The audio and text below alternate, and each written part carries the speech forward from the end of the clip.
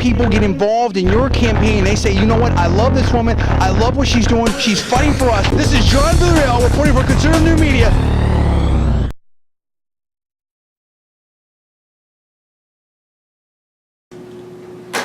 Conservative New Media viewers, what's up? It's me, John D. Villarreal. Paula Villarreal joined there by phone. Now, we've been covering this Sherrod story wall to wall, and we've been doing what I believe is really the most heavy lifting on this in terms of research, trying to get all the facts, trying to be right on top of this story and react to the news as it unfolds. Now, there's a lot of things that have been happening, and we want to bring it all into focus right now. Paul, bring us up to date on the latest news as it stands tonight, July 21st. Where we stand right now, and I want to bring some other things back and really put this into focus for all the viewers out there. Where we stand at tonight, John, is that Robert Gibbs and Secretary of Agriculture Tom Vilsack both were forced to issue almost groveling apologies today to Shirley Sherrod, who was apparently forced to resign, essentially fired by the Barack Obama administration.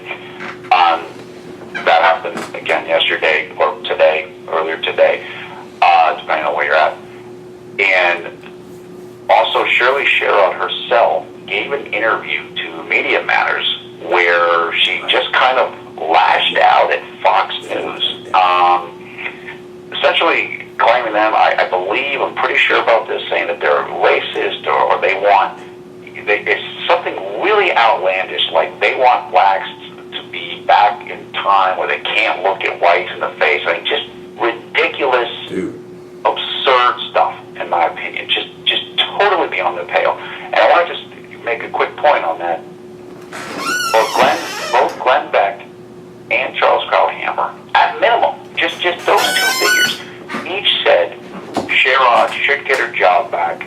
She should be, I know Krauthammer said she should be fully reinstated, restitution, etc., and apologize too. So is that racist?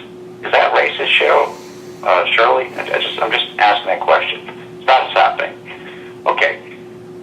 And Tom Vilsack additionally said that they're looking into, and they have offered Shirley Sherrod not her original job back, but some other job. This followed just an outrage. I mean, just an outpouring of anger in liberal circles and in black circles, where it's just like, look, this is crazy. This woman was railroaded, etc., etc., etc. And it also emerged today in Tom Vilsack's press conference that the White House was somehow, we still don't know how, but in some way, they were in the loop in this firing. Now, it's been reported by Politico and other outlets that the White House is kind of trying to keep Barack Obama above the fray of this issue. Many people feel because he's suffering greatly with white voters right now, and they kind of don't want to get into racial issues. And this thing was all based upon supposedly Shirley Sherrod racial comments. So it's like they're kind of trying to keep him above this. But it did leak out today, it did emerge that the White House was in the loop in this forced resignation. So that's pretty much where we're at right now.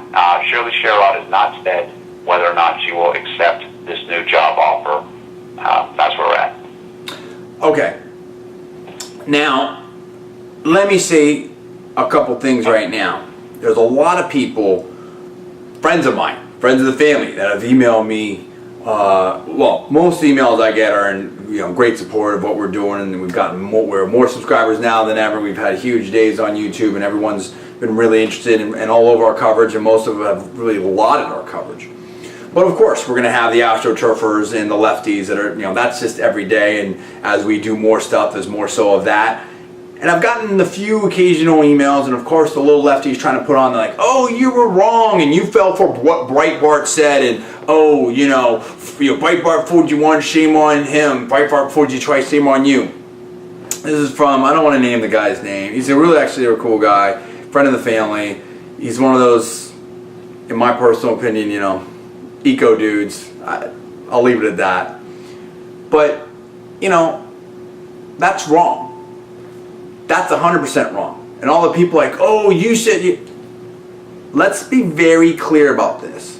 We know what the lefties and the astroturfers are trying to do. We know their Alinsky tactics.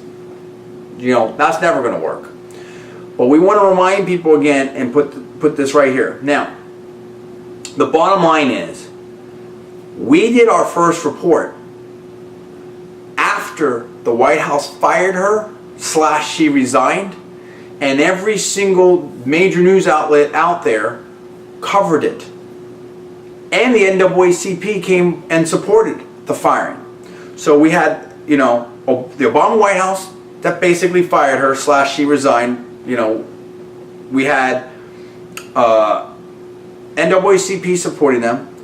We had everyone out there from MSNBC, Fox News, CNN that we can remember, for remembering correctly, Drudge, Breitbart, everyone had all reported this. Now, we're not them. We don't have legions of reporters out there to dig this stuff up. We don't have the full tape that the NAACP in Georgia was in possession of. You know, we're not Barack Obama with the CIA, the FBI, the IRS, the Secretary of Agriculture who this woman worked for and everything like that. Those are the people in possession of the fact. So don't tell me I'm relying on Breitbart and conservative media is relying on Breitbart and that we're trying to drudge this thing up. No, we reacted to news just like any good other talk show or even news outlet is supposed to do. That's the bottom line. So, you know, before you blame anyone, you better blame Ms. Sherrod for resigning. You better blame, and why she resigned. If she knew she was innocent the whole time, why resign? No one's really seriously asked that question. Just saying.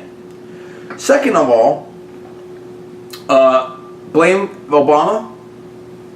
Blame Secretary Vilsack, blame the NAACP. Those are the people with the most command, that had the most command of all the facts.